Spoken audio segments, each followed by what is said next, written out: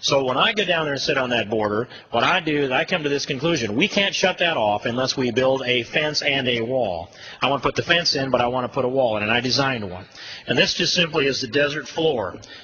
Put a trench in that desert floor.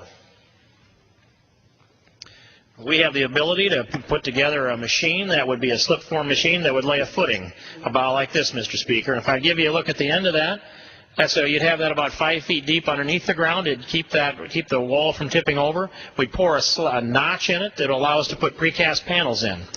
And they would sit, and it'd look like this. Now, this would be flush with the desert floor. And then you'd bring in precast concrete 10 feet wide, 13.5 feet tall. It'd construct itself to be a 12-foot finished wall, just like that, Mr. Speaker. Drop these panels in together in this fashion. Just like take a crane and drop them in.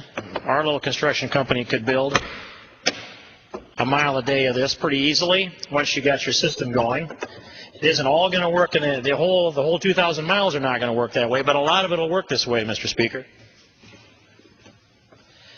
And so just to wrap up this construction, this would be an example then of how that wall would look.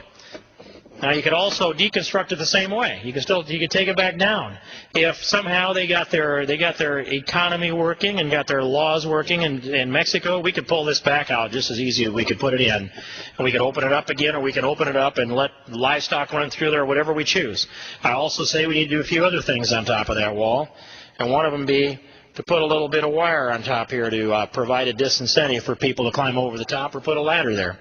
We could also electrify this wire with the kind of current that wouldn't kill somebody, but it would simply be a discouragement for them to be fooling around with it. We do that with livestock all the time. So I submit we build a wall like this. We do it for as many miles as we can, as many miles as we need, but it's probably going to be